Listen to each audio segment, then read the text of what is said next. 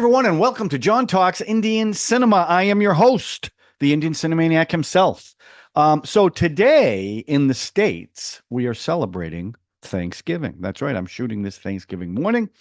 Rose, my beautiful wife, is hosting. We're hosting her family for a wonderful Thanksgiving celebration. And I thought it was appropriate to thank all of you for being loyal to the channel. We're slowly creeping up there. The numbers are going up. We're getting a few more views than we have.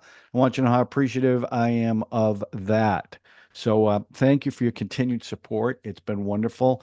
And listen, I put something in the community notes or whatever you call it, where I want you guys to send me a little 30 to 60-second video about who your Amir Khan, Shah Rukh Khan, or whoever your favorite Indian actor is and why.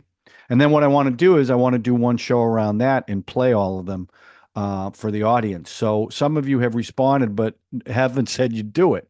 Am I crazy? Is it a dumb idea? I thought it would be kind of fun. Plus, I'd get to see some of you, put some faces to the names. So give it a shot, will you? Read the community thing and let me know if you're going to do it. Okay, so today I'm going to do a recommended one. It wasn't on the original list because this was recommended by a very loyal viewer of the old channel and this channel, who has been a great ally for me, getting me some of these films, good copies of the films. And her name is Wolverina Pagan. And she has been going through a lot of stuff where she lives, with floods and storms, and she recently got back into her place. So it's been a struggle for her. So I said, you know what, Wolverina? We reconnected. I said, hey, what do you want me to watch? She mentioned a couple of films, but the one that kind of intrigued me was 2006's Kabul Express. So that's the film I am reviewing. It's from 2006. It was directed by Kabir Khan, who also directed 83, Phantom, and EK the Tiger. This was his directorial debut. It stars one of my favorites, John Abraham. I've seen him in a lot of stuff, Dhoom, Madres Cafe, Pathaan, a bunch of stuff. Also, Arshad Warsi, who I've actually seen in a couple of things, Simmba, Jolly LLB, and of course, the Munna Bai series as the comic relief. And he was comic relief in this, but very, very different. Salman Shahid, who I don't think I've seen in anything, and Linda Arsenio, who is the female lead in this. She is an American from Texas. And I'm going to talk about the performances, but I don't know how to say it in Hindi about her, but she sucked. I'm not sure if that's Hindi or not. I'll get into her as we go along. This was a really interesting. Oh, the story. The story is about two. Okay, it starts right after 9/11. Actually, November after 9/11. The opening scene is the plane going in the Twin Towers, and I I didn't know anything about this film, so that was jarring to say the least. With a little PTSD for me because of where I was, and I don't want to get into it, but that's how it starts. Now it shows two journalists. Well, you don't know they're journalists at first, but pretty quickly figured out they're in a back of a pickup truck, and they're blindfolded. And then they did this interesting thing where in the first, I don't know, 20 minutes or so, they would show you a scene, and then they would do a film rewind as a flashback to show what led up to that scene. They did that a few times. So through the course of this, you find out that they are journalists who are in Kabul, Afghanistan, trying to do stories about the aftermath of 9/11 and how it impacted Pakistan and Afghanistan. And they want to interview the Taliban. And the story is it's a road trip movie. It's only really, I mean, there's more than 5 characters, but it really is a 5-character movie. That's their journey to get to the Pakistani border. And through their journey, they pick up a member of the Taliban. Well, they don't pick him up. He kind of kidnaps them. And it's the tension involved in that journey because they're all different. They're Hindi, they're Muslim, they're Pakistani, they're American, and they're the Taliban, ex Pakistan army, who is now part of the Taliban. And what I found intriguing about this is it's not now as an American, when we think of the Taliban, we think of pure evil, right? After 9/11. This movie, yes, the Taliban is bad. Yes, they are evil. But it's not so black and white. And it first of all, it doesn't paint America in a very good light. And basically what they're saying is all the problems there are because of the Americans, that the Americans pumped up the Taliban, then abandoned them. And then it was all about money. In fact, there's one scene where they talk about this is all about Coke and Pepsi and money getting back into the country. So it was weird because first I was defensive, right, as an American. But then I kind of liked the fact that, you know what, it's depending on which side you're on, you probably look at it very differently. Like a lot of the Taliban were people who lived in Pakistan, and when and they turned on the Taliban, who was part of Pakistan. If I'm understanding this right, but the thing about it was that the people in this, all different ideologies, kind of found détente. And that was kind of the point of the film, was if you get to know people, maybe you wouldn't hate them quite as much. Now that's, you've heard that before, especially anti-war people say, if you just talk, you don't go to war. Well, there's some truth in that, but there's also some truth that there is evil in the world and no talking is going to change that. I'm not saying that's what this was, but I did find it interesting that this movie really looked at everybody's different perspective and tried to be fair. Um, and that's really what the film is about. I mean, it's nothing beyond that. Now there's tension in it because they don't know, the journalists don't know if this Taliban guy is going to kill them. And there's a couple of scenes where they hit a checkpoint, and there's tension there. But um it wasn't like a dark, like super violent, like you would think it would be. It was actually kind of funny, and there were definitely light moments in it, including at the very end after something tragic happens. And I will say that I did like the story, but there was one plot line that was absolutely predictable. You could see it a mile away, and certainly happened. It didn't lessen the impact of it when it happened. Well, basically, listen, it doesn't matter because it's a 2006 movie. So if you have seen it, you know what happens. So the character, um, who is, I want to make sure I get the name right, Imran Khan, or Talib. He's the guy from the Taliban that kidnaps Sewell, Jai, and Jessica, and he ends up saying, "Look, I just want to go home. I want to get to the Pakistan border and go home." And they keep throughout the course of the film, they keep going to this little outpost on the Pakistan border, with this little platoon, whatever it is. And they're not quite sure where their loyalties lie because, Taliban are Pakistanis. So it's like they're shooting their own people. Well, at the very end of the film, the whole journey is about this guy getting to the border. And the journalists help him out. He gets to the border, and he ends up getting killed before he gets there. They shoot him. And that was, as soon as he said all he wanted to do was go home, you knew he wasn't going to be able to go home. And that was really the most horrific thing, in the movie, the darkest thing. I mean, there was a scene where a group of Afghanis are beating up two Taliban, but they don't really show a lot of it, you know. And even some scenes where three I can't remember what they're called, but they're guys that are on the road and they'll steal from you and kill you with a nail through the head. They get killed off camera. So that's kind of what this movie was like. And I like that actually, because it was more a character study than anything else. Um, but there's this one scene that they did. Oh, first of all, director uh, Kabir was actually a war correspondent in Afghanistan. So that's why he wanted to make the story. He also wrote it.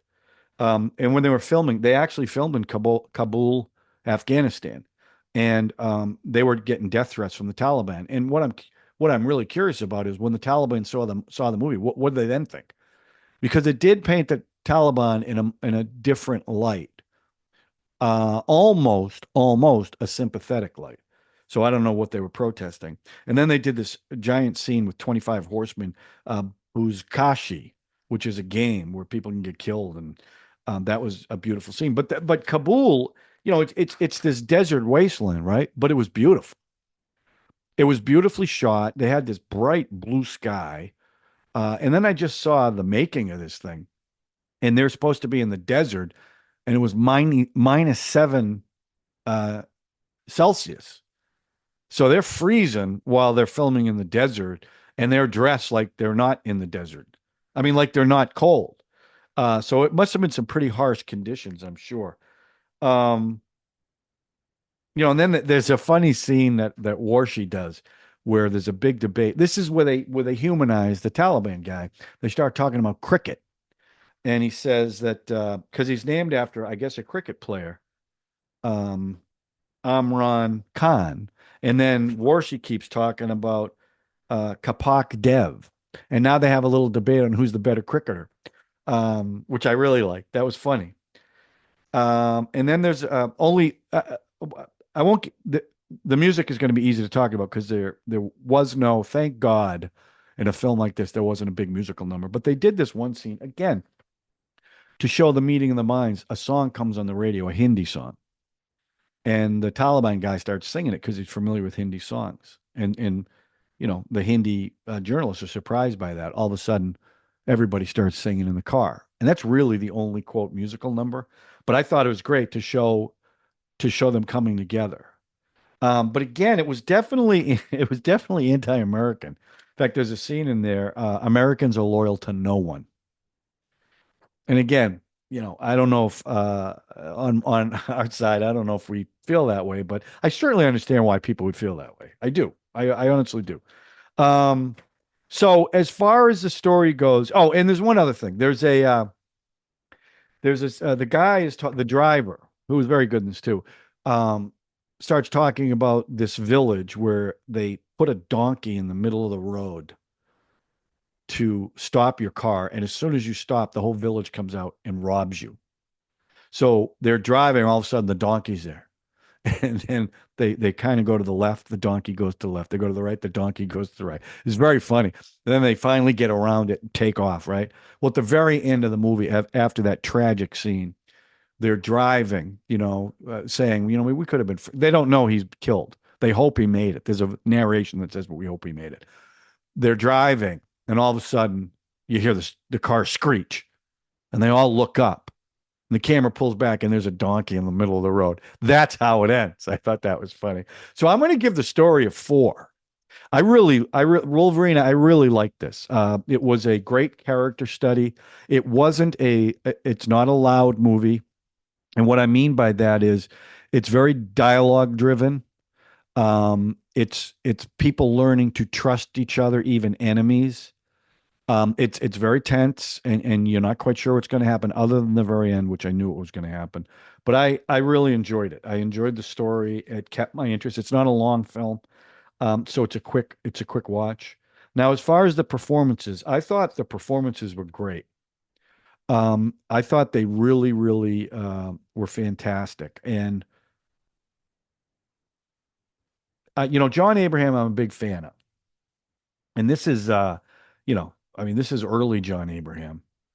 And I was kind of surprised by Warsi, who was funny, but he wasn't cartoonishly mugging like he does in the Munna Bai movies, right? Real over the top, he doesn't do that in this. It's very the way he delivers the lines is very funny. And he really was the comic relief. Salman Shahid, I've never seen him in anything. He was great in this. He had all kinds of he emoted different things. He wants to reconnect with his daughter and he's telling that story. He bums cigarettes. That's a running gag. He keeps bumming cigarettes. But I will say that Linda Arsenio was horrible in this film. And I hate to pick on anybody, but it's like Uday Chopra. She was terrible. Her line readings were terrible. I didn't believe anything that she said. It was hard to watch her. Very pretty, very pretty. In fact, there's one scene where she's bending over, washing up, and her boobs are hanging out. And the Taliban guy's like, I'm not sure what he was thinking, because I know Taliban, they want them all covered up, but that's not what he was doing. But I because again, and the driver, you know what, I feel terrible. I didn't put the driver's name. The guy who played the driver, their guide, was really good in this too, because he hates the Taliban guy. And they go back and forth about who started the war. They each blame each other. But he was also really good. And maybe I'll put his name in a chyron once I find out what it is. But I'm going to give the performances a 4. I'm going to give her a 1. Okay. So the cast gets a 4. She gets a 1. The music, look, the music, there wasn't a lot of it. Because it really was like they're in the car, which is the Kabul Express, and they're talking, and there's not a lot of even incidental music in it. That one song I really liked. I thought that was a poignant moment that kind of started melting of the ice between everybody. So I guess I'll give the music a 3, because what little was there, it didn't bother me. I love the fact there was not these big musical numbers, because I don't think it would have been appropriate for this film. So yeah, a 3. Now, my verdict on the film, I'm going to give this film a 4, Wolverina. I really like this. Again, I'm not going to pretend like I completely understand the politics of Afghanistan, Pakistan, and even India. I know, I have to admit, I look at it from a singular perspective of what I was going through during 9/11 and what I felt about it. But when you see something like this, you forget. And I've said this a lot in videos I've done over the years where this conflict comes up. One man's terrorist is another man's freedom fighter, right? I I understand that, but I also know that there is evil in the world, and that's just a fact. And there's no justification for it. There's also that. And this movie, I thought, did a really good job of trying to not put down a stake in the ground for one or the other.